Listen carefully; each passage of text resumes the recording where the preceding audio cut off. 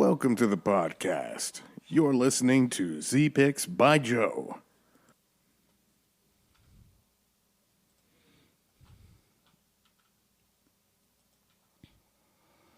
Okay, so here we are again for another episode. Have a very special guest today, one of our local Austin aspiring comedians, Joey Bueno. I try. He was gracious enough to come over and spend some time this afternoon. We've had a little opportunity to get a little more acquainted. I talk to Joey fairly frequently at comedy shows at Vulcan Gas Company. As you can see, we're on the deck of Vulcan Gas Company. It's already dark. Yeah, overlooking 6th Street and all that wonderful background behind us. So, Joey, you want to go ahead and introduce yourself and say a little bit about yourself, man? Yeah, man. My name's Joey Bueno. I like aspiring comic for sure. I dabble with it. I'm from Laredo, Texas. And I also like doing music stuff. And for work, I am a speech therapist. And I love living in Austin and love the comedy scene. And yeah, man, I don't know what else to say. How long have you been living in Austin, by the way? I've been in Austin. It's going to be 10 years. In the 90s, I lived here for like a year and a half also. And I've also just been coming to Austin for years. So even though I've just lived here for 10 years, I feel like I know it really well. Kind of started coming here like in 95, visiting. Then lived here briefly. Then I lived in Dallas. And then I moved to Laredo after college. And then I moved to Austin. It's been 10 years full time. So would you say music brought you to Austin or friends? Or you know what? Music's very important for sure, man. I mean, the live music capital of the world. I'm really into music. I mean, it still has a lot of good music, but yeah, dude, and it's also just so cool, man. I mean, anybody who's visited here just knows the energy. People are super cool. I mean, I always say something for everyone here, right? You're into working out, you're into music, you're into eating, something for everyone. So yeah. So it's kind of morphed though into comedy for you now, though. For sure, yeah. Yeah, I didn't really do comedy when I was younger. I liked it, but I never thought I could do it. And then I kind of dabbled with it in the early 2000s. No, I'm sorry. No, that's not true. Like 2007 or something. And then I did it for like a good year. And then honestly, I'll be honest, I just kind of quit. Like I stopped seeking out mics. Back then there was 2 mics and they were hard to get on. And, no, don't want to single anyone out. But now there's 2 mics every hour. Yeah, pretty much. I mean, back then, if you wanted to do comedy, you had to really, you had to try. You had to work at it and to find a mic. And we had the Cap City, and that was cool. We had a good scene, but now it's exploded. It's so how often would you say you do mics now? Man, I try to do like at least 2 or 3, but I should be doing more. Just kind of like, hate to say it, I get lazy after work. I'm like, but I do like 2 or 3, try to, but I should be doing or could be doing like these young kids doing like 10 or something. I see all. Are you talking about 2 or 3 a week? Yeah, I do like 2 or 3 a week. As opposed to like 10 a week, like I see some of the. Oh, of course. Some of the crowd doing. Yeah, and sometimes it's me. I'm just lazy, but sometimes they're just dude. It's like I think you need people think you should show up and like, hi, can I get on? And like, it's a lot of hours, and not saying anything bad against it. It's just, commit. Where do you like to go for the mics? Dude, I go to the Roma Room a lot because it's close to my house. I've done the Creek a couple times, mainly the Roma Room because it's so close to my house. And the Roma Room has the most. It has like 2 a day. And then I've ventured out. I've done Velveeta. I've done, like I said, Creek. I can't think of any right now, but yeah, I'm nowhere near these other people we talk to. They do 5 mics a day. You can do that now, Yeah. Honing your skills, no doubt. Right? Yeah, for sure, dude. And that's how you get good. That you meet people. Well, let's circle back to the comedy here because we got several other things I'd like to talk about with you, though. Kind of get some background and that sort of thing. The DJ part of it. I mean, you told me that you've done an extensive amount of work performing as a DJ. For sure, man. I mean, music's has always been my first love. I feel like my appreciation of music is kind of going down, and now I'm into more comedy. But yeah, I've been into music for my whole life, and I've been lucky enough to have some good gigs in my life. As I mentioned before, I think now it's kind of harder to get a gig. You know, everybody has a laptop and stuff, and like I said, I think it's also hard to get a gig where you can play what you want and not. I don't want to be a wedding DJ. Like, I don't know. There's a big difference. But yeah, I've done that a lot and just haven't really seeked it out recently. But it's been fun. I mean, I started when people just played vinyl and then moved to CDJs and now computers and now everyone's a DJ. So, but it's cool, man. I miss doing it. I hope to do it again. It's too many DJs, I think is the term. Kind of like too many comics. Too many comics getting gigs. It's like too many DJs also trying. But yeah, man, it's cool. Did you ever play any instruments at all? I can play guitar. Oh, you can? Yeah, I can play guitar. You should have brought it along with you. Oh, I kind of forgot. I can dabble. I can do chords. You have one.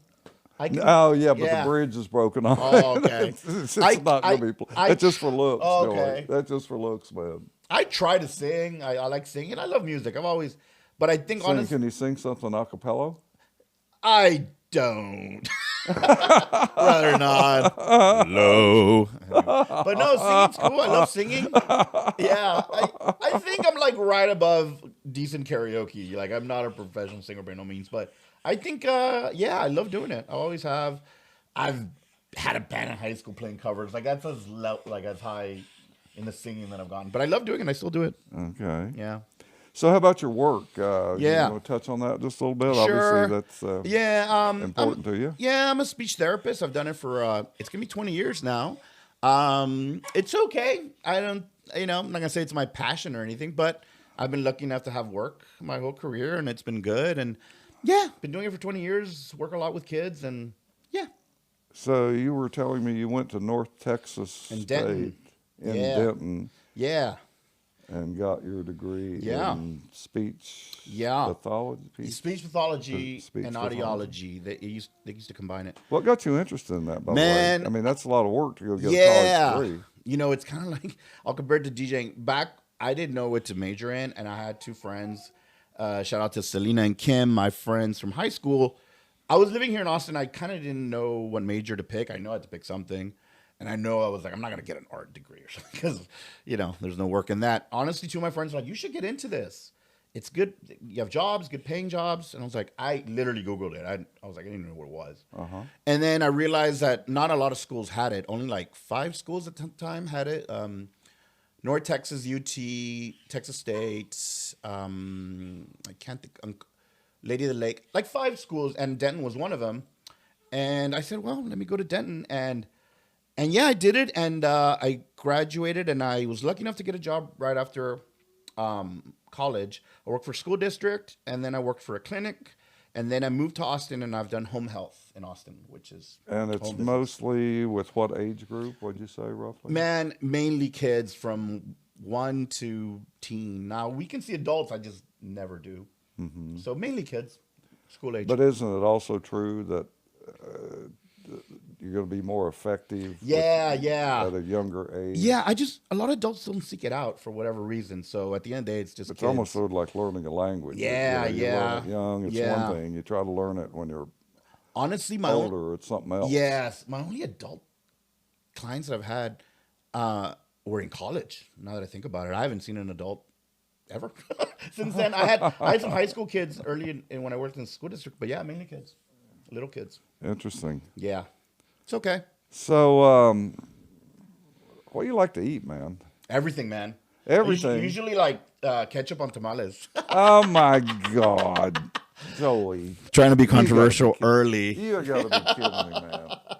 There is no self-respecting Mexican that would put ketchup on a tamale. I do it. I put ketchup on my ketchup. That is not happen. That just doesn't happen. Can you name anybody else? No, not at all. That would put put ketchup on tamale. How about mustard? You like mustard too and ranch? Oh, do it all. Chick-fil-A sauce. Oh man, God. I hate when people put rules with food. It's like, dude, it tastes good. Mayonnaise? Would you go that far? No. I just don't think mayonnaise is as good as ketchup. So we can do ketchup. Anything else you can put on a tamale that would?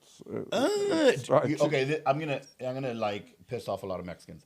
I also love paste. I love paste sauce, and it's like paste is like the most generic, basic sauce. Oh, paste. The brand paste salsa. I love it, and it's not anything. It's not authentic. Would that be authentic. considered gringo salsa? Dude, that would be considered like like it's not even real food. It's like whatever the chemical. It's not even real food. Yeah, it's like whatever. I gotta admit to you, I like paste sauce. Yeah, I do. My mom gets me some because she knows But I like I'll also it. tell you this: I make some really mean tamales. Dude, you mentioned that. That's I awesome. was married to a Hispanic woman for 20 plus years, and her sister was a really good cook, and also her mother.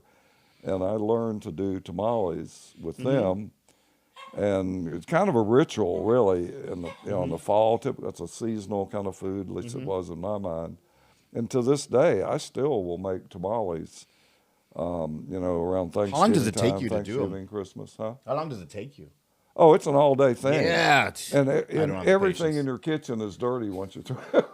Oh man, yeah. I'd rather just buy them. You got to really be into it to make tamales Yeah. from scratch, man. Yeah, dude. It's a lengthy process. I Have you admire ever that. watched it? You ever- No, well, they used to. My family used to make them at my grandmother's house. Oh, and I can imagine. I've seen them do it, but I would never do it. They No. weren't never. You No, were just there to help. Yeah, dude. I don't like. Now, any what did sort they of- say to you when you put ketchup on them? I mean, that's not the worst thing I've done with food. So they just, all right, whatever. It's like I am the gringo of the family. Sorry to use that word, but yeah, man, it's just. Oh my God. Yeah, You know what? And I'll be completely 100% honest. I don't love them. Where I'll eat them, and that's cool. But I don't wake up and be like, I need a tamale today. It's okay. I mean, I love Mexican food for sure. Well, so But do I. yeah, it's whatever. It's a whatever, and that's why I put ketchup on it because it's whatever. Yeah, I'll tell you a funny story about myself. The woman I was married to, as I say, she was Hispanic. This was in California. And we go out to dinner occasionally, and she'd want to go to a Mexican restaurant. It's like, I don't want to go to a Mexican restaurant. I'd never eaten Mexican food before in my life. That was, how old was I then? 24, 25, I guess, because I grew up in Upper East Tennessee. Okay. There wasn't any Mexican food when I grew up. And if at they all. say it was, it wasn't. There wasn't. And even Their if there, version of yeah, it. even if there was, there wasn't yeah. any. And so one night we were at Cafe San Martin in Lompoc, California. And for some reason, instead of ordering my normal non-Mexican dish off their menu, I decided to try something. Okay. And that one time made me a firm believer in Mexican food. I gotta tell Wow. you. What did you have? Probably some kind of enchiladas, I would Okay. guess. I don't actually remember that. God, that's been a long, long time. Yeah. Joey. Yeah, But, man. So let me ask you another question. Yo. How do you feel about Taco Bell, since we're talking about Mexican food? I was gonna get into this. I do have it sometimes. It's nowhere near. I think I'm gonna be controversial here, but I think this idea of Austin has about Mexican food, it's not what I grew up with, and I don't even consider it Mexican. So as I see Taco Bell, it's not that it's awful. It's not even trying to be. It's like if a little kid came up with "Mommy, this is Mexican food." It's not. But I'll tell you this: I eat it a lot more. I've told my Hispanic friends, shout out to Armando and all my friends, that I do, and it's like I said, killed someone. They're like, "How dare? How could you?" They can't understand it. But it's by my house and it's open late, and sometimes I get it, and it's not. Well, it's just not Mexican food. One of my best friends is also Hispanic. Yeah. If you bring up Taco Bell around him, you're liable to get backhanded. Yeah, That dude. would- Yeah. you would have to tie him up in chains and drag him into a Taco Bell to get him to eat them. I'm not that hardcore. I just look, man. I live in the burbs. It's open late. I'm not, not too far from where I live. Maybe 10 minutes. I can find some authentic stuff, but even that is whatever. So, yeah, I'm not so hardcore about it. I think. But I'll get another subject. I think people in Austin are like, that place is really good, and not to be snobby, but it's not Very good. People associate with really good Tex-Mex with being Mexican food, and it's, in my opinion, completely different. As long as you say oh yeah, it's a good Tex-Mex place. All the places that are popular here are Tex-Mex, Güeros and Marty's and Matzo like Rancho. Marty's. Even Tony is talking about Matzo Rancho. They're fine. Matt's is terrible, in my opinion. They're not Mexican. No. They say they are, but they're not. I haven't had Matt's. I don't think. But I do like Marty's. Yeah. So those are the popular places, and that's fine. It's just not Mexican. There's a couple I know in Austin, but man, it's almost like I've already given up the dream. I talk to my parents all the time. I'm like, yeah, there's just not good Mexican here. This is the way it is. You know what's? It is. It's another pet peeve of mine is somebody, and they're usually not Mexican, where they're like, hey man, have you tried the shitty fucking taco truck by the airport? And And just because something's like shitty and authentic and real, it doesn't mean it's good. You know what I mean? There's a lot of shitty, low quality Mexican food that's authentic. Whatever, man. It's food, it's opinion. But yeah, I've already given up on that in Austin. It's like maybe 2 or 3 places that I can go to. Barbecue. You live up near Rudy's. You ever go over there at all? Yeah, man. I think my only problem with Rudy's, I've lived there so long that I just kind of just. I used to get their sandwiches a lot and stuff. Yeah, it's okay. I also don't like seek out barbecue so often. I'm trying to incorporate that in my act. Like people in Texas, barbecue. It's okay. Like, it's okay. Like everyone has to relax. It's fine. So how I you like trying it. to work that into your act? Yeah, Like, I've tried. I've tried. It definitely needs some help, work or whatever. But this is my big one. I just came to the realization, like, is brisket that good? Like everyone is just obsessed. I love barbecue. Brisket is not that good. I don't know. But you say that to I'm someone. kind of with you on that. People act like it's Like okay. the greatest thing ever. No, it's not like nowhere near a steak or a fajita or, well, you know what I mean. It's a shitty part of the cow and it's cheap. It is. It's the word. Yeah, yeah. They obviously have more room to work and make it into whatever they're gonna make it. But I did incorporate that in my act. Like, hey, like brisket suck, and I don't know. I didn't grow up with brisket, so that's not. It doesn't have any like emotion. That might not play well with a bunch of brisket lovers. I know, You know, that could be the problem. and they do eat brisket. Like there is like tacos that are brisket in Mexico too, and like it's not like we hate it, but yeah, it's not a big deal in my world that I grew up in. So like you come here and like, Have you ever had any Cade Mercer? Any of Cade Mercer? yeah, I have had his stuff. CM, CM Smokehouse. yeah, I've had his stuff for sure. Now, Definitely good. he makes pretty damn good brisket. I'll be honest, I don't real think I've good had his brisket. I've taco. had, You ever had his brisket tacos? dude. If I don't, Now he makes a mean brisket taco. he likes everything, makes everything spicy. He puts a lot of flavor in his food. Yeah. And it's so well prepared. I love his food. Yeah, Don't get over there that much. Although I eat it a lot. You know, they have. yeah. He caters at the Secret Show on Thursday nights at Vulcan. Word.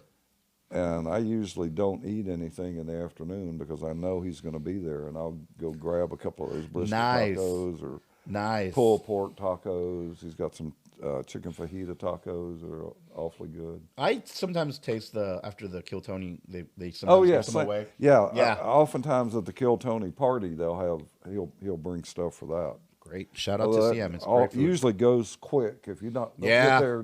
get there soon. Yeah. You might not get any.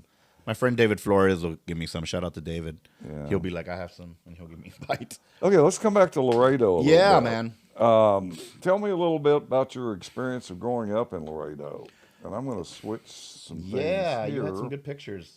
Yeah, in fact, let's just go to Laredo. Yeah, man. So that is downtown Laredo. That's where my parents have their business and have had their whole lives, my whole life.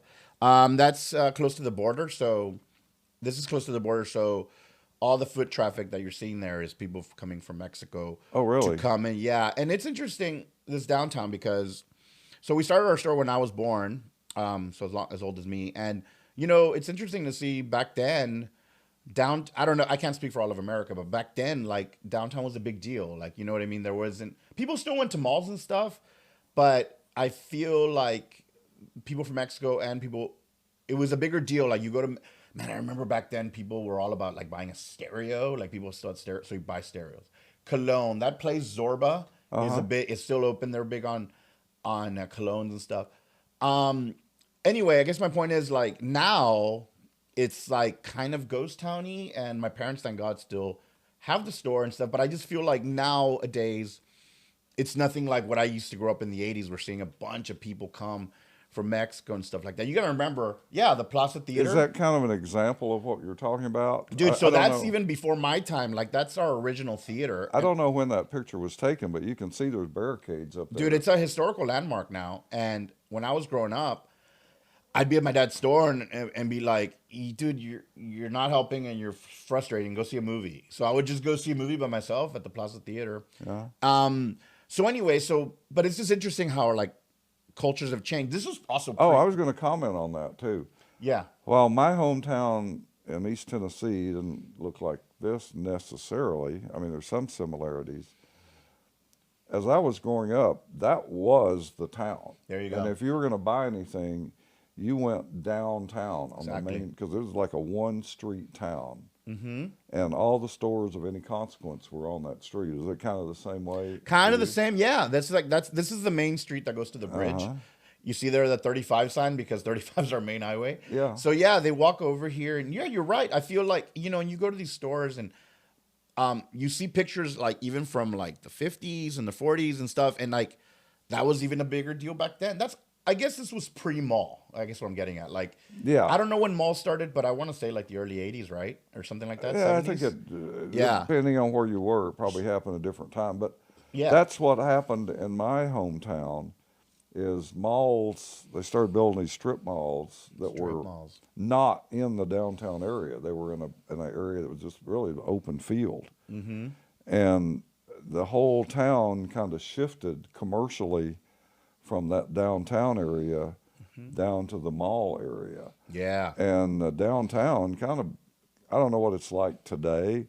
Haven't been back there in a long, long time, but it kind of became a ghost town. You know what I'm saying? Yeah. A lot of stores closed, or Yeah. piddly places would open up, thrift shops and things like that would come in where there might have been a nice clothing store before that. Then, something came in. It was a kind of a secondary kind of a store, I guess you would say. It was like the main, if you can't see it from here, but like if you look back there, there's like a red sign, and that was a Woolworths. Remember when that was a fucking store? We had three. Yeah. We had Yeah. we had three dime stores. That's what you used to call them back in the day, as a dime store. We had a Cress's, we had a Woolworths, and we had an Eagle store. And those were the three variety stores in downtown Wow. where you would go to buy, variety items. They didn't Yeah. have a lot of clothing other than underwear and things like that. Yeah. They were kind of a forerunner of a 10% of a Walmart or something like that. Yeah, man. Yeah. Yeah. And if you see the buildings are real old and stuff. We are lucky enough, thank God, my family, we still have our business open and we still get traffic. At the end of the day, there's Now, what is that business, by the way? Oh, it's called Joey's Novelties, and it's basically like a general store. My dad has everything from hardware to like school supplies to like stuff for parties. That's what sells a lot now, like party supplies. If you need something random, I need something for a pipe, my dad has it. And thank God, man, we still are in business because, it's been tough with a lot of things that have happened throughout the lifetime, devaluation of the dollar, COVID. And at the end of the day, people are still going to walk these streets coming from Mexico. So that's what saves us. But man, unfortunately, a lot of businesses have closed down for good. So that's what I'm trying to say. Like, I've seen the glory days of the 80s to now, like, I walk by and like, it's kind of ghost town. It's very sad, but it is what it is. We're my father's had it for 40 years, and I have no idea when that picture was taken. I don't either. Would you have any dude, guess? it kind of looks like that still. Honestly, There's that like a 90s van there, but dude, that it kind of doesn't- like that. Kind of looks like. I don't think that shop is. I know Zorba's still open, dude. Probably in the last 10 years for sure. Yeah. And yeah, man, you still have that one's a clothing store. That one's a. So yeah, man, it's so interesting growing up. And you know what? I'm gonna say something bad about Laredo people, but what sucks is about the downtown area is that it's mainly Mexican people coming from the Mexican side.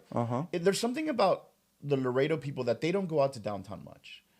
Whether they don't see the point or the parking or whatever. So that's kind of. Where do they go to the mall? They just go to the mall. Yeah, they like anything commercial and stuff like that. So people that come over across the border and come over will stay downtown more and do whatever. They they're like gonna do. my parents always said, like, they're here to shop. Like, they know what they want. They're here to Can shop. they not get what they want over in Nuevo Laredo? It's just more expensive, man. So, but it's Really? funny. It's just it's funny you mentioned that. Everything's always been more expensive in Mexico. Cars, clothes, everything.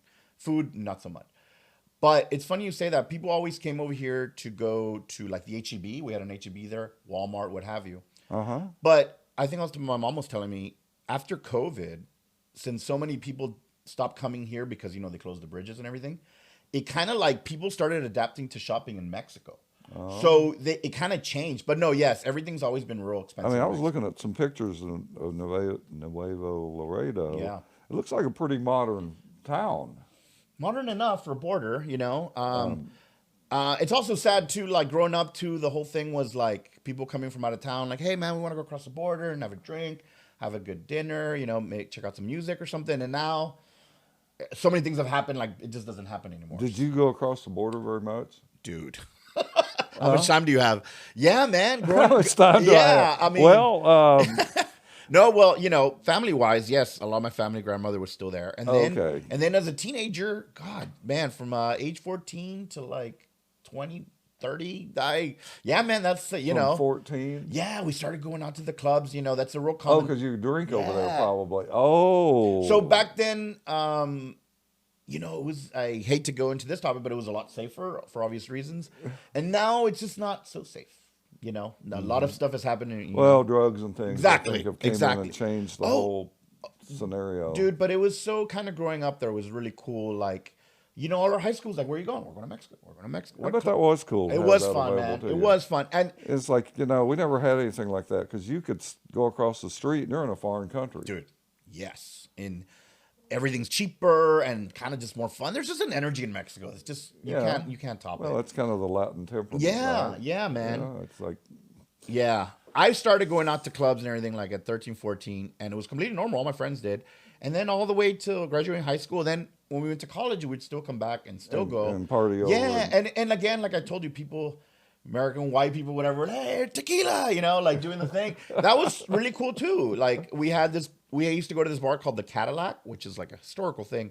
People have been going to the Cadillac since like the early 1900s. Like that was a real popular place just to see people I haven't seen. It was so cool, man. Now it's completely different. Now a lot of people don't go to Mexico, and we don't have this traffic like we used to. We don't a lot of tourism. It's kind of sad in a way, but I feel like I was part of the golden era. wow. Yeah, So I got another little picture here. that's the bridge. That's And the I river. get that's the International Railway Yeah. Bridge. Is that what that is? So Yeah, dude. Well, that's not the pedestrian bridge. That's the that's the rail yeah. bridge. So right next to it is two bridges, and then there's other bridges far. Okay. So there's a pedestrian bridge. Yeah. So you can just walk across if you want to. Yeah, that's what most people used to do. Actually, it's better. Don't take your car to Mexico. It's what now? It's all. I think it's better to not drive to Mexico. I mean, people do it, but I'm just saying, if you're not from these areas and you're thinking of going to Mexico, I would walk. You'd walk. It's a different world. You don't want to risk your car over there Okay. because if it disappears, it disappears.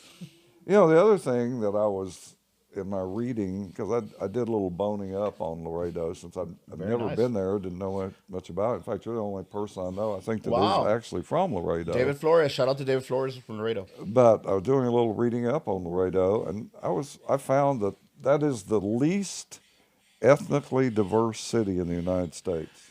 Dude, we always 95% Hispanic.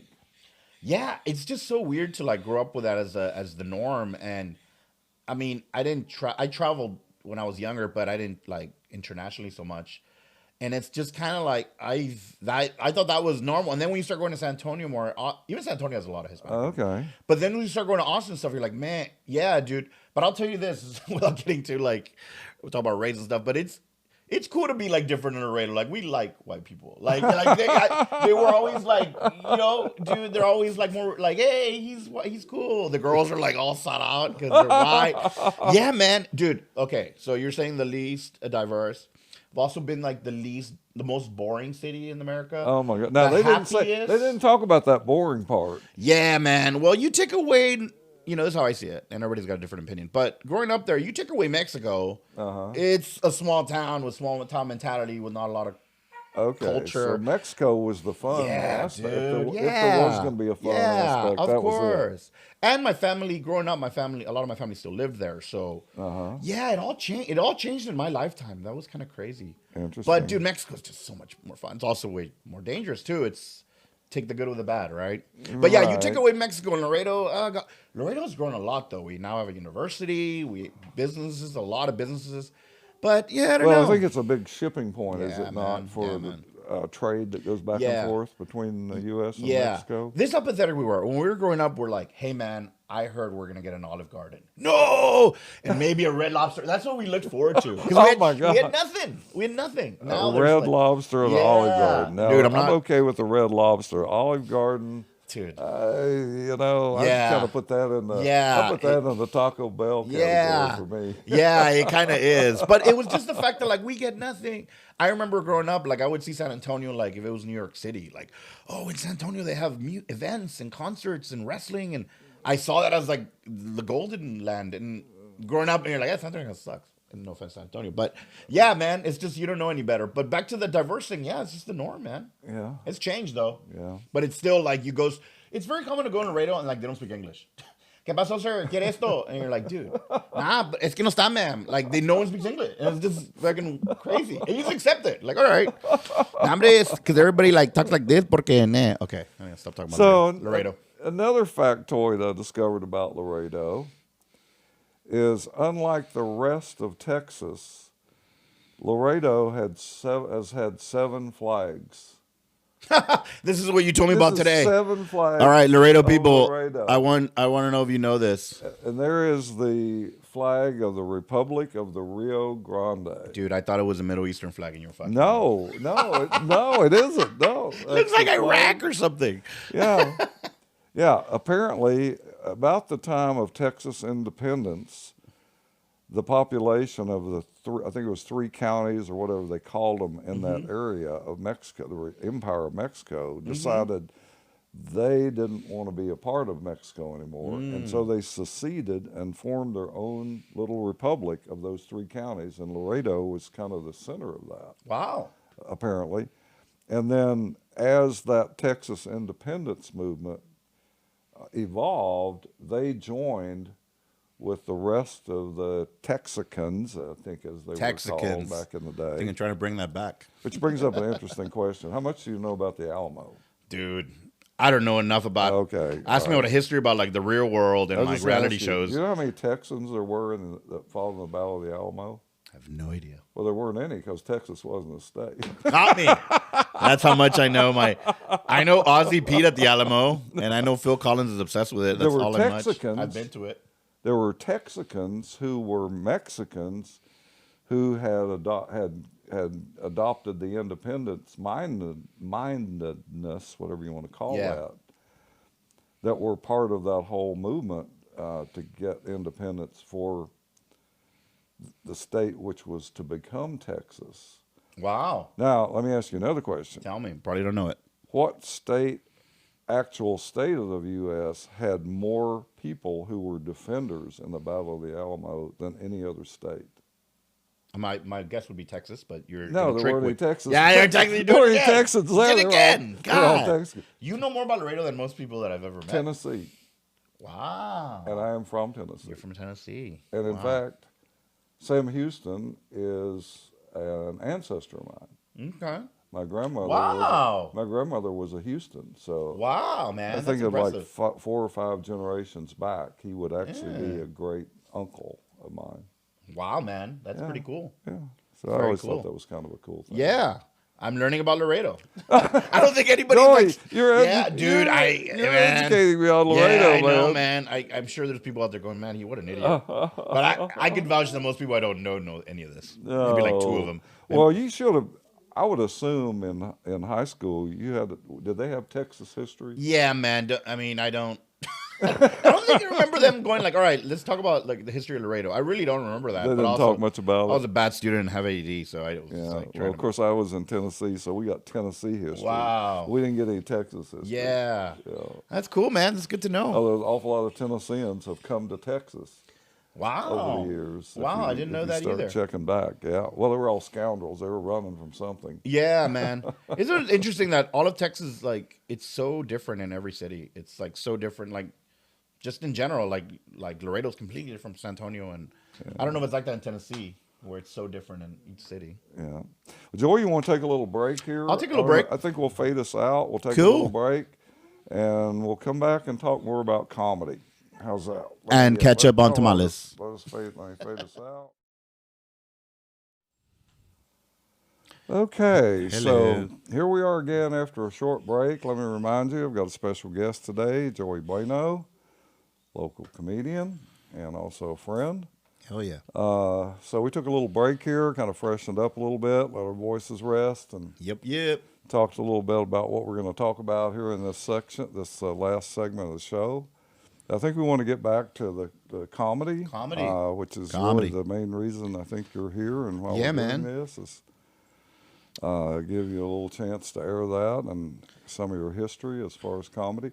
I got a question for you. Yo. When you started into comedy, Yeah. how did you get into it? What brought you into the whole? I've always been into comedy, stand up. I honestly like it never clicked in my brain to like do it myself. People have always told me I'm funny. I was kind of the class clown and still kind of am. Oh, My friend, okay? So how about give me an example of that? How would you be the class? dude, I went to a private school and I would make everyone laugh. It got to a point where I got kicked out and I didn't do anything bad. I was just making everybody laugh. Parents were not very happy with that. So I think you got thrown out. yeah, because I was very disruptive. I would just like start What would you do? like it got to a point where like the teachers couldn't teach because I was just fucking around and like trying to make my friend laugh and like yeah, and they were like, dude, all right, This would be like in class. yeah, during. I think, you know what, like, man, I'm gonna tell you how I used to be like a very quiet kid growing up. Like people were nice to me. I was never bullied or anything like that. People were cool, but I was quiet. And then I got to this private school, and it just clicked. Like, oh, I could make people laugh, and I did. Oh, And it got to the point where like I think I needed to actually calm down and do my work, but just I think that's where it started. Honestly, just kind of making friends laugh. People tell I think at this point, you're kind of reminded me of back in the day when I was in school. There was always one or two guys that were kind of the class clowns, always, if you will. Yeah. They always had a good humor about them. And Yeah. they could make things funny that maybe weren't even, which, of course, that is kind of the art of humor, is making things funny that aren't actually funny. So true. You got it. We can sit here and talk about droll things all day, but until you stretch the limit, take it somewhere beyond right to the point where it's beyond what might be normally something you discuss, or yeah, you got to push the limits to be funny. I think too, like I can't speak for women and how their thing growing up, but I feel like as a dude, I feel like it's part of like that's how you make friends and that's how you keep friends. Like, hey man, that guy's pretty funny, and I think it's such a common thing in males, like just to make each other. Me and my friend just constantly fuck with each other, and I don't know if women have that. Would you say that allowed you to become friends with a wider range or larger number of people? Yeah, you were kind of the cut up guy. Kind of, yeah. I think also like growing up, I only knew like Laredo people, and I think it's interesting once I kind of left Laredo college and stuff. You do realize like, okay, you're cool or funny or whatever in your hometown, but trying to make other people laugh in another walk of life I'm older now, so I think I've developed better social skills. How did that work when you went on into the college environment after you left Laredo and left the hometown? I realized like I'm good with people, but it's more challenging to not be in your comfort zone. I remember like when I first was in Denton and stuff, like I had friends and stuff, but it was interesting for like, oh shit, these people don't think I'm amazing. You know what I mean? And not that, people, but you know what I mean? Yeah. I think that's something hard for some people to deal with. If you grow up in a small town and then you go off to another big city, like reality really puts you in your place. Like, hey, you're a likable person. You're not. You're interesting. You're fun. And some people, I think, not naming names, but they probably can't handle it. Like they go to another city, like, oh fuck this. I want to live somewhere where everybody knows. You know what I mean? But I mean, I'm older now, and But I remember it being like, whoa, shit, maybe I'm not that funny or something. The clock is running in a positive direction. Yeah. By the way, I've noticed that too. What? The clock always runs the wrong, it's hard to slow it down. Yeah, man. And then one time I went to visit my friend Miguel. Shout out to Miguel. I know he's watching this. He was living in LA, and there was like an open mic. And I was like, I'm going to go up there. That's the first time That was my first time ever. Yes, ever. I'd never done it in college or anything. And I wasn't awful. I didn't even have a set. I probably didn't get a laugh. There were probably 3 people there. But that definitely started a bug. And then I started doing it consistently a lot in Cap City. And then... Here in Austin? Or? Yeah. So I started it like... I moved from here... So I started in like 2008. And that's what I was saying. Like there was comedy here, but not like as much. You had to search it out. Yeah, it was Cap City and Velveeta. Because all I remember was, Velveeta... what's that other place down there that does magic shows? They had some comedy in there. We're right next to it. Esther's Follies. It's right there next to Esther's Follies. It's like the same building. Esther's Follies. It's the same building. They had some comedy in there too. Back in the day. It's so funny if you do comedy there. Like sometimes you get like the Esther's Folly crowd, and nothing wrong against it, but you always they always seem kind of confused. Like, oh, there's stand up over here at the Velveeta. They came to see magic. They came to see magic. Yeah. Well, what's magic about that? exactly, man. But back to stand up, I still feel like I mean, I'm definitely, I would say, an open micer still. I mean, I've done a couple shows, but it is funny how I think I can talk to people and be funny or likable, but I still have a long way to go with a good. Man, I see these people, these up and comers that can make people laugh. It's really hard. Stand up's really hard, man. It's really hard. Let's project this forward. Where do you think you're going with this? That's a really good question, man. I love it. I love being on a stage. Feels so good. I think, like DJing, once you've done it where you can, quote unquote, kill, where you didn't, and that's happened more than once in my life. It's kind of like you want to chase that dragon. You want man, that felt really good. Like a drug. Yeah, I mean, dude, to make. Because it's the hardest thing in the world. You know this. The hardest thing in the world to make anybody laugh, a group that doesn't know you for more than a minute, is, in my opinion, super hard. Mm-hmm. But when you nail it, it's so magical. So rewarding. Yeah. So, God, man, I mean, any comic would lie to you and tell you that they wouldn't want to, just make a bunch of money or be famous, because why not? But, man, if I could just consistently do it, and maybe my next goal is to be booked consistently or, do actual shows. Man, that'd be good enough for me. As in making a living out of it, fuck, that'd be great too. But, well, yeah. I don't know. There's so many talented comics, so much comedy. In some ways, it's kind of like the music scene, yeah, it's very similar, man. There's so how many many guys that can play a guitar? Yes, how many guys exactly. that can play them well? How many guys that play a guitar and sing? Yeah, man. And perform on stage? Yeah. How many of them turn that into cash flow that will, sustain their lifestyle? It's interesting if you compare stand-up and music. It's like, well, music, even if you kind of suck, people will still listen and be like, all right, that guy's okay. But stand-up, the fucking audience tells you pretty quick if you don't like you, and you bomb real quick. Yeah, that's the other thing about music. There's so many different kinds of music. Exactly. Whereas comedy is just comedy. I mean, there are different styles, but for sure, still, you gotta be funny. You gotta be funny, man. So yeah, man, I'm not quitting my day job, but it'd be cool to get booked. It'd be cool to make some funny money out of it. I think Jerry Seinfeld said this quote, and I hope he was like, first you make your friends laugh. That's the first part. Then you make other people laugh. That's where I'm at. Then you make people laugh for money. I don't think I'm there yet. And then the last one, people know your material, and which means hey, forget it. People you're like Dice Clay, where people know your shit. They're quoting you. They're quoting you. They'll start yes, rhyming. Start with a rhyme or something like. So I am definitely barely at 2, where I'm making strangers laugh. Definitely not making any money out of it, but it'd be nice. Who wouldn't want some money out of it, right? And then, man, there's just so much talent in Austin. It's so cool to see, man. The only way I can relate to that, I mean, as an engineer, I've given professional presentations all my life, but it's always to a crowd of engineers. So you don't have that variety. You're not trying to make them laugh. You are trying to convey some information to them. But I will tell you this. I used to be terrible at it. Okay. Until I came to a realization, and I read this somewhere, that you shouldn't be intimidated by presenting to a group of people. And one of the things that helps you overcome that is to realize that you know more about what you're going to say than anybody in the room. Yeah. Now, that probably isn't the case when you're on the stage as a comedian. Mm-hmm. That you maybe don't. You know your material. They don't know your material, but you got to turn that into something that's going to be interesting, something they don't know anything about. You haven't said, they've never heard it, never read it.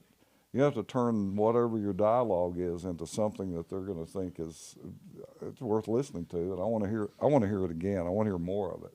Remember, what did you say? You were telling me, we're talking in the stack here. You're like, people only have an attention span of so long. What now? I think you mentioned this. In general, people only have an attention span of so long. Yes. We're talking about lengths of podcasts and stuff. Yeah, I was talking about podcasting. Yeah, that's when I said that. So I think what you're talking about, trying to engage people, you only have a certain amount of time because you lose them. But anyway, getting off subject. Yeah, and if you don't hook them with whatever you start with, you're not going to get them back more than likely. Nope. Probably not. Now, a podcast, what I've read about that is people about 20 to 30 minutes is about all they're going to listen to a podcast, unless you got the hook in them. Unless you got the hook in them. Yeah, and then they'll listen to the end. And then they may come back for the next one if for some reason they found you entertaining. Yeah, for sure. You met their expectations, whatever those expectations might be. You know what's funny about podcasting that I'm getting I listen to a lot of them, is that sometimes even, this is just how I see it, even if they're interesting, even if it's a good interview, if somebody has like an annoying voice or something, you just like, you can't go past that or something. And I don't know, like, you know what I mean? Yeah, it's so weird. I can think of TV shows Yeah. like that where there was somebody that just because of their voice, I wouldn't watch the show. 'Cause I wanted to sit there and listen to an hour of whatever from that. Like Fran Drescher or something like that. So yeah, it's so important. It's funny, man. That's comedy. I think there's some comics that have good stuff. Maybe they're not as like, what, I'm not gonna get into that. But yeah, man, it's interesting. Well, that's the other thing about comedy, though. What's funny to one person is not necessarily funny to the next. Exactly. You know, and the style, all that. I mean, there's nothing universal about it as far as I can see. Just as an observer, not as a comedian, because I'm not, never will be. But I can observe it and see what works and what doesn't work oftentimes. Yeah. And you know what? A lot of people don't realize, too, I'm not blaming that on a comic not being funny, but it's like everything, man. It's like, I compare it to like a music gig, too. Like sometimes if the setting is weird, the vibe, the people, the talking, like all these elements have to perfectly be in match for it to go well. He has to do well. He has to have good timing. The people have to like it, not interrupting. You know, there's been this last time I went to see Joe, he was killing and some guy just kind of talked and you could tell it pissed him off. He's like, you're fucking with my flow. Like there's so many elements that have to happen too, right? Like a good crowd. I see that happen all the time. Yeah. As many shows I've been to in the last year, I don't know how many that's been. It's been a lot. You get what I would call a bad audience. Not a true comedy audience. Yeah. It's like some people say, oh, let's go to a comedy show. Let's see what that's all about. You know, they're not really into comedy that much. Or maybe one of them is, and they drag their buddies along or whatever. And so they get there, and they're not into it, and they don't give the performer any energy. And they give him negative energy oftentimes. They're on the phone, talking, bullshitting, distracting or whatever. I see that happen a lot, and it just kills the show. Kills the performer because you're just not getting that energy. When anything with a lot of alcohol is involved too, people start drinking more. They get a little more, what? I'm not loud. And that too. And unfortunately, when you still drink, so I'm not saying no alcohol at shows, but when people get drunk, they feel like they could talk more or whatever. Yeah, not everyone understands it. Some percentage do. They feel like they're empowered, you know. Yeah, they think it's interactive hour. Like, oh, you're doing good. It's like, I was probably not in shows, but I was probably that way back when I used to drink. I do not drink at all anymore. You know, it always felt like it made me look better. It made me a better person. Yeah, friendly. For sure. I could project better. It's like, of course, that's all fake. Yeah. It's just that confidence, that boost confidence. Yeah. But yeah, it's interesting, man. It's interesting. I love it. I hope it goes somewhere, and if I could just keep getting gigs, it'd be great because it's a great outlet. And if not, it's cool too, man. What are you doing currently now? What are you? Man, if anyone wants to book me, dude, I don't have any shows. Like, I don't have any leads or anything. I did 2 shows at the Roma Room, and I think they went very well. Right. Both, I did one of Late Night with Mike Hudak show, GFY. I did Mary, that girl from that show 24. I did that show. I've done a Creek show. So yeah, man, like I said, I still consider myself an open micer because. But you're doing a lot of mics, so. I need to do more. I need to do more. I need to really get out there, and I think that's where you get your But you know, I can also see that it takes a lot of time. Yeah, because most of the mics that I go to have a lot of people that sign up for them, and you know, you gotta wait your turn to get your 3 minutes or 5 minutes, whatever it is, you know. I always tell people when I came on and Kill Tony, I don't remember more than like 30 people out there, and we all know now it's like 130. I think every week, and this is not a bad thing, every week new comics move here from whatever because they've heard. So I think it's even going to get more competitive. I'm already seeing it in certain mics where like it used to be easy to get on, now it's hard. Yeah, as far as Kill Tony, I mean, they're getting 100 people in line oftentimes. Yeah. Nowadays. And that's great. That's good. What are your odds? Yeah, I know. 1 in 100 to get 1 minute in front of the mic and then 10 minutes worth of interview. Although if you get it, it can be worth a lot to you. Oh, yeah. You know, if you're We all know that. if you're an aspiring comedian, because I've seen that since I've been here. I've seen how that works. Oh yeah, I think people like it's a big show. I think Tony is doing a wonderful thing, by the way, with what he's doing for the comedy community. I think so too. Do not underestimate the amount of effort that he and Brian Redman put in to make those shows happen. It is work. Is it really? I mean, I can imagine a lot of work. A lot of preparation, the editing, you know, arranging for the show to happen. They put a lot of effort into that. And it's the best comedy show out there, in my opinion. Yeah. Some people would not agree, but it's so magical to see every week what happens, man. It's so cool. You never know what's going to happen. You never know that's the best part, man. Yeah, I love it when Tony says, okay, how many people like to see it when comedians do poorly? Yeah. You get all this applause, you know. And it's, how many people like to see it when comedians do well? You get just about the same amount of applause. You know, we were talking about how the interview is the best part, and I also love, like, you know, sometimes he says, Tony will say like something kind of, whoa, like risque or whatever for the reaction, but I mean, I can't think of another show where like they ask like real, sometimes heavy, sometimes questions, sometimes inappropriate, sometimes weird. But that's so cool. Like you don't see that anywhere. You see it in podcasts, but I'm saying like, you don't see it in any comedy shows where you'd be like, you're not going to see that in the when's the last time you killed someone? When's the last time you? Yeah, tell us about when you were in jail. How that dude, worked out. I love that. I love that, and people are honest, and you can tell Tony knows when you're lying too. He doesn't like characters. He doesn't like not being honest. But yeah, it's such a cool show, man. Oh my gosh, he catches that so quick. He does. It's amazing how quick he is. Yeah, and he also reminds me of me in the sense where like, all right, dude, come on, give me something interesting, because you're not being interesting and everyone's waiting. And he'll try. Yeah. I've seen him. Somebody he thinks is going to be promising, and I'm not sure how he gauges that. He'll keep trying and trying and trying and trying to dig something out of it. Yeah. He goes, I've 10 minutes later, he still hadn't gotten anything I've tried. out of it. It's like, yeah, man. It It makes me realize too, like some people are just not good, like answering questions. Maybe they're nervous. I get it. It's a big platform. But you know, there was a chick on there. I don't know if that show's aired yet or not, so I won't say too much about it. But she had never done a mic before or anything. Okay. The only way she could get in the show was put her name in the bucket. Oh, that's funny. Out. I don't remember how good she got pulled. Her minute went terrible, as you could imagine. I think I was in the bathroom during that one, but I do remember. It went terrible. But her interview was one of the best interviews ever. Yeah. Oh yeah, dude, I think I remember it. I just don't know what she talked about. It was really good. It's a great formula, man. It's a great show. And then you see some guy up there that they'll ask, well, how long have you been doing stand-up? And they'll say 10 years. And you get that look. You're like, oh my God. Oh my God. Yeah. It's like, whoa.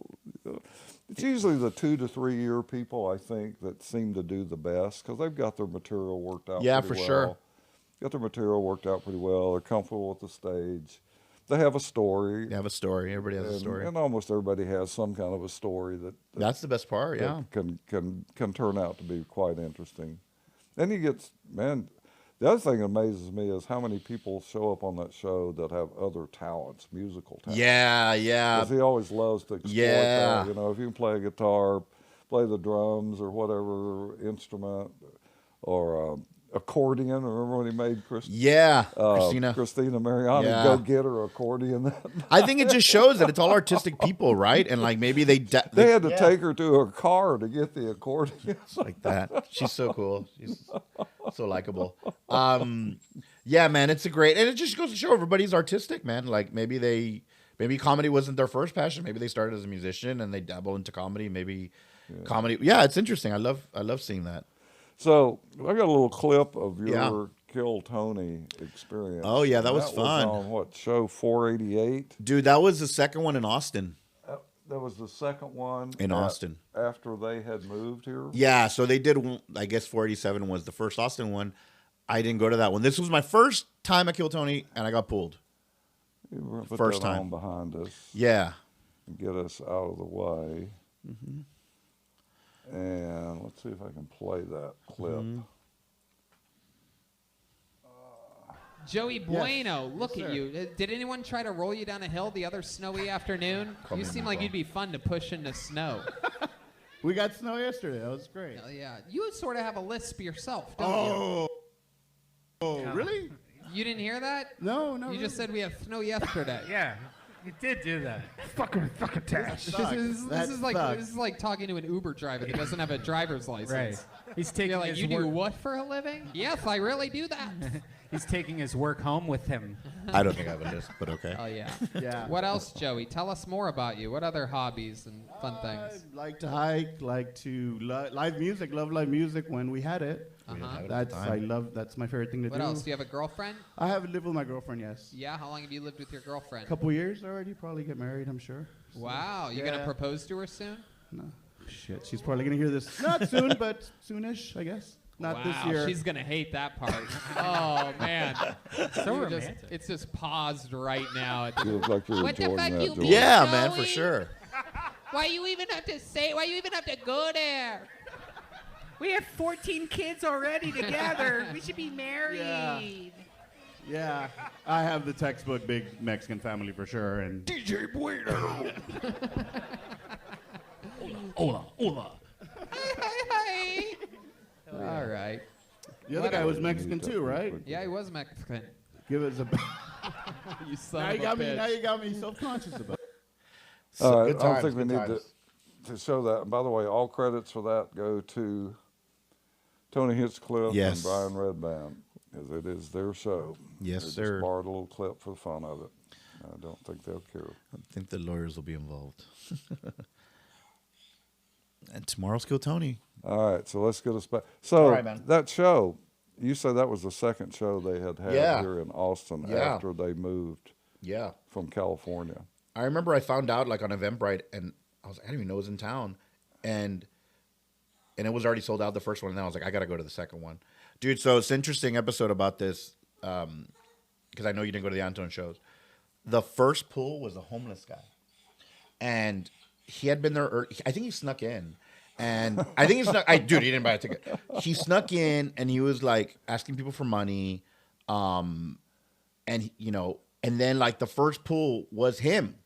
And you could tell my Tony's goodness. face was like, okay. And dude, he Oh, you sounded just like Tony when you said that. okay. Okie dokie. Sorry, Tony. Yeah, Yeah, dude. And he had like a kind of a set that was a weird flow, but then he started going into like what he does. Well, I don't want to go into it, but dude, everybody was. And then after he left, I think he just left the building. Everybody was like, that guy just asked me for money. But yeah, homeless guy made it on there. Yeah, man, it was an I've interesting. seen night. at least one of those at Vulcan. You've seen a homeless guy get up at Vulcan? I've seen at least one, yeah. Wow. Had to During be. Kill Tony? Had to be, yeah. Wow. It had to be. Yeah. Either that or he was really goofy. I don't Yeah, know dude. which. Maybe they were just. I don't know.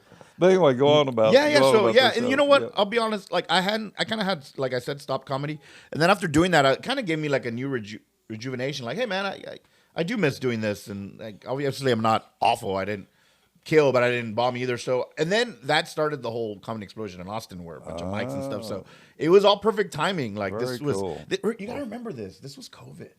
This was like. That was in 2019, right? No. Early This was 2020. the early 2021. But what I meant is like Early 2020, yeah. you got to early remember, like during this time, a lot of things were still closed. Oh, they were. If you hear me, I go live music when we had it. Yeah. It was a weird time, and it was just a weird time for everybody. So like I'm trying to say, dude, I remember Red Band.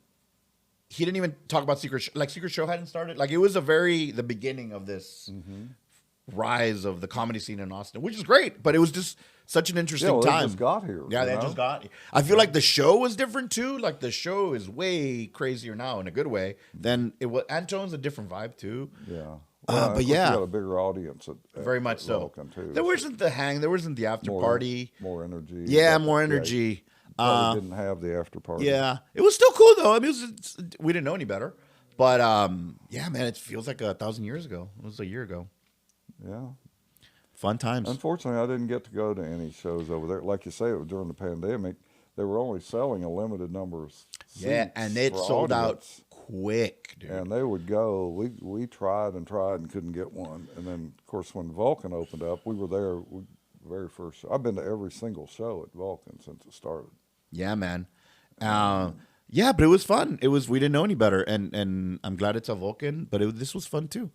This was cool too, for sure. But it's a completely different show now. Now it's a party and there's a hang, and I mean I like it better now. But this was fun too. Yeah, it was just different. They had just, like you said, they had just gone here. So forgot to ask.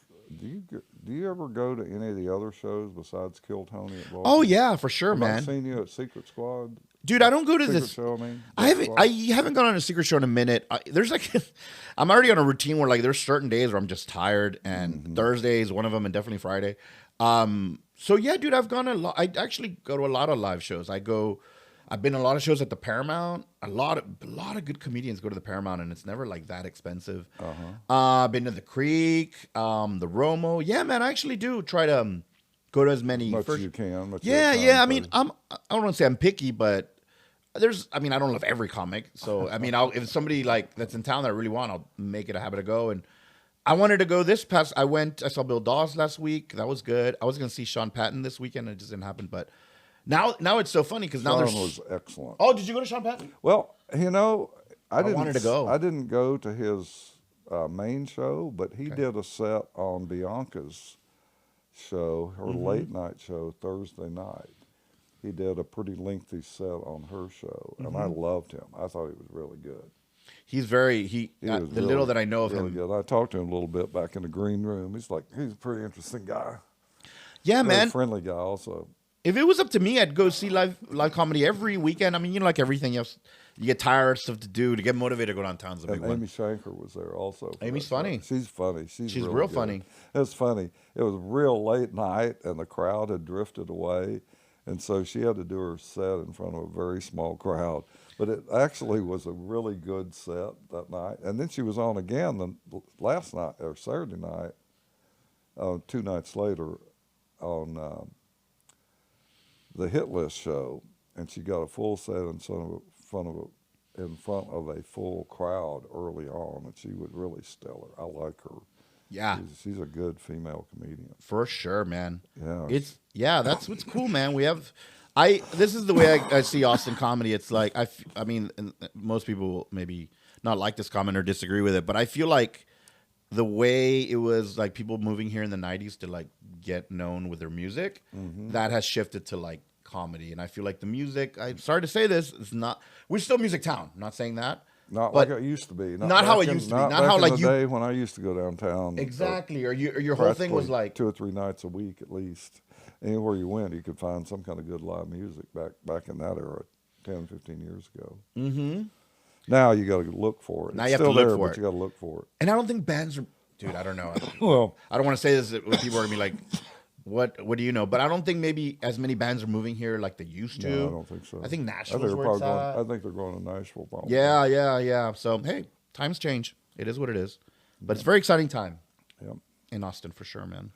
So I know your girlfriend is waiting for you. Yeah, We've dude. only Sorry, kept her babe. waiting for 3 hours. I know. This has been fun, man. Maybe 4 hours. This is supposed to be like an hour exercise. Yeah, and it's I turned know. into 4 hours. So, but This has been fun, man. It's been a blast, man. Really? I'm so happy you came over. Yeah, thank you, man. Your setup's awesome, and you're a great interviewer.